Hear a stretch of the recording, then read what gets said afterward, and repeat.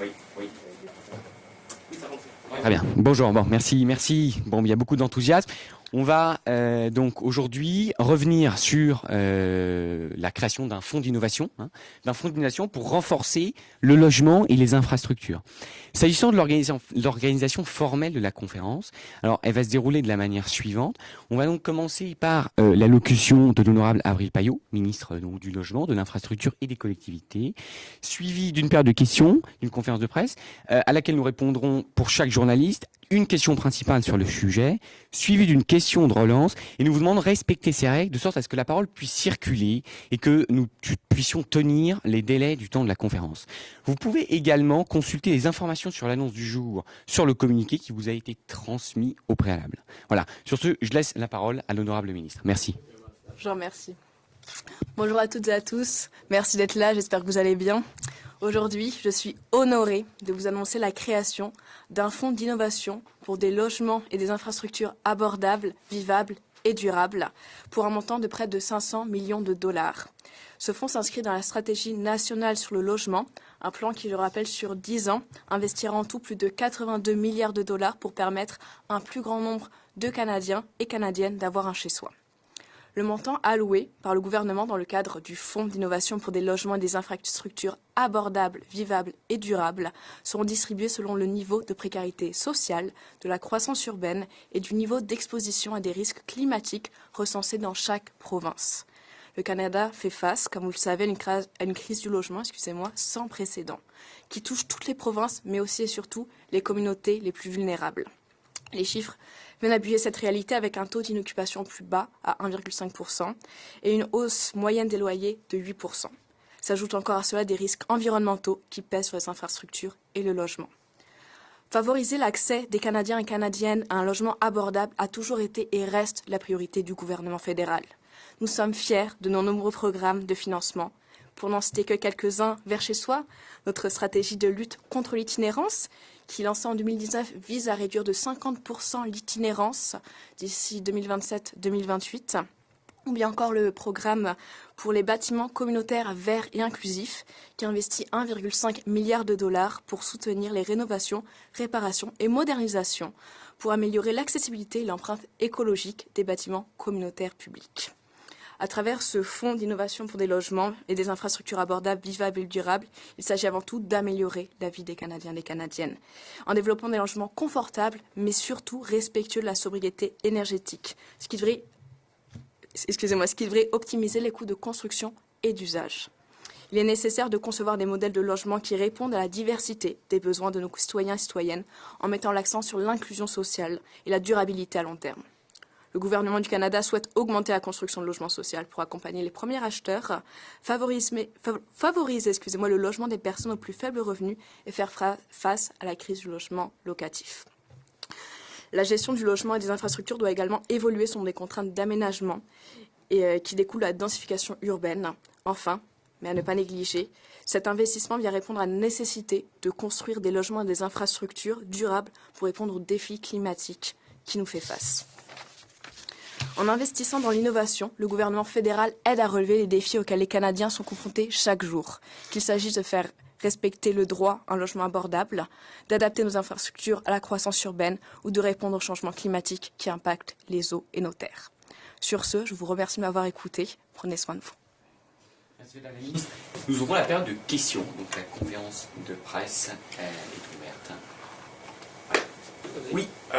Peut-être juste en commençant, là, vous étiez avec la ministre, pas la ministre, mais la mairesse France Bélassy du côté de Gatineau. Il y a quelques jours pour une annonce de logement. Elle vient d'annoncer qu'elle se retirait en fait de la vie politique pour des raisons de santé. J'aimerais vous entendre juste rapidement par rapport à ça.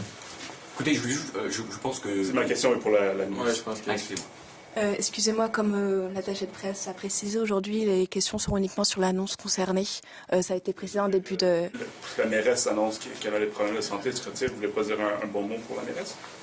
Ah bien sûr, mais j'ai eu des bons mots avec elle en privé. Je voulais juste consacrer ce temps-là à répondre aux questions pour les Canadiens et Canadiennes qu'ils pourraient avoir sur le logement. Bon, ok, je vais poser une question sur le logement. Dans ce cas-là, vous annoncez des mesures pour le logement, vous reconnaissez qu'il y a une crise du logement, et c'est dans votre communiqué de presse, les loyers ont augmenté de 8% dans la dernière année. Vous êtes au pouvoir depuis longtemps. Comment ça... J'ai l'impression que qu'est-ce que vous faites concrètement pour le logement? Là, ça fait 8 ans que vous êtes au pouvoir, là, les prix des logements ont plus que doublé. Et là, vous arrivez avec une solution. Est-ce que c'est pas trop peu, trop tard? Est-ce que vous n'auriez pas dû agir il y a 8 ans? Alors, ce que je tiens à rappeler, c'est que le logement a toujours été une priorité de notre gouvernement. Pour comparer, il y a 10 ans, 2013-2014, le financement pour le ministère du Logement a augmenté de 9 milliards par an. Donc nous mettons les moyens, mais à côté, il y avait évidemment des facteurs qui ne sont pas de notre instance, notamment l'inflation en partie. Une autre question. Collègue. Thomas Savard, du Journal de Montréal. Moi, tout ce que je veux comprendre, là, Madame la ministre, là, vous êtes députée de la région de Montréal, là, 82 milliards, c'est immense. Les gens ont de la misère à s'imaginer ça. Sur le terrain, pour le vrai monde, à Montréal, combien de nouveaux logements vont être construits dans votre plan? Alors, ça, on va voir avec les provinces. Donc là, moi, je vous avance un fonds de 500 millions de dollars. Après, encore une fois, un peu la même manière qu'on procède pour tous nos autres fonds de financement. La province, d'abord, va avoir son mot à dire, va récolter les demandes de financement, les demandes de projets, vont les étudier, nous les transmettre, et nous, ensuite, nous reviendrons avec les financements demandés. Donc, la province donnera le bout. Gérard Asselin, Le Devoir. Vous parlez de solutions éco-énergétiques dans laquelle vous n'intégrez pas la géothermie. Pourquoi? Alors, peut-être que je n'ai pas inclus maintenant, mais c'est en train d'être développé. On recherche un peu toutes les solutions. C'est pas une façon détournée de désavantager le Québec avec qui vous avez des différents majeurs, parce que vous le savez, la géothermie, depuis déjà 20 ans, le Québec l'intègre dans les bâtiments. Probablement que votre école secondaire était chauffée avec la géothermie. C'est pour ça que je faisais une blague tantôt sur la température. Mais ouais, ça a un rapport avec vos tensions avec le gouvernement du Québec, parce que ça semble assez mesuré de retirer la géothermie. Les experts, entre autres,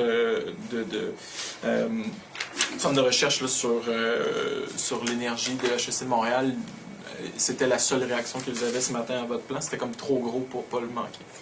Bah déjà, je tiens à vous rassurer, notre entente avec le gouvernement du Québec est bonne. Nous travaillons ensemble main dans la main pour fournir le plus de logements abordables pour tous les Canadiens et Canadiennes. Ce que je peux vous dire, c'est que nous avons de nombreux autres programmes et fonds de financement beaucoup plus axés sur l'environnement. Là, le fonds que je viens de vous présenter, il est à la fois social et environnemental. Donc c'est vrai que c'est un compromis, mais la géothermie fait partie de plusieurs autres de nos programmes. Parlant de logement social, je lisais, grâce à mon précieux collègue du Journal de Montréal, que comme propriétaire de logements dans les dernières années, vous avez évincé 3 personnes âgées parce que vous vouliez faire des flips. Est-ce que la technique du flip est quelque chose qui est louable pour quelqu'un qui est ministre du Logement, des Infrastructures et des collectivités? Comme j'ai répondu à votre collègue tout à l'heure, les questions d'aujourd'hui se concentrent sur l'annonce afin d'informer et d'éclaircir peut-être ce nouveau fonds au maximum pour les Canadiens et Canadiennes. On aura en primeur en entrevue les 3 personnes que vous avez évincées ce soir. C'est juste comme mon attaché de presse a mentionné au début, les questions seront uniquement sur l'annonce d'aujourd'hui. Je vous prierai de respecter cette demande. Je vais poser une question sur l'annonce d'aujourd'hui. Je reviens sur ma question précédente. Là, il y a une augmentation du prix des loyers. Les prix des logements ont doublé. Vous avez lancé de l'argent un peu pour régler ça aujourd'hui. Croyez-vous que les flips immobiliers font partie du problème quand on parle de la crise du logement que vous avez mentionné pendant votre discours? Est-ce que vous pouvez résumer la question en une phrase? En fait, c'est ça. Est-ce que vous croyez que les flips immobiliers font partie du problème quand on parle de la crise du logement au Canada que vous avez mentionné pendant votre discours? C'est une question sur le sujet du jour. Excuse-moi, je me permets juste de revenir sur aujourd'hui. Il s'agit d'un fonds d'innovation pour...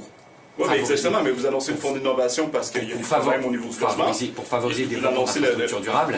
Or, les infrastructures durables... Je m'excuse. Vous avez ça pour la ministre.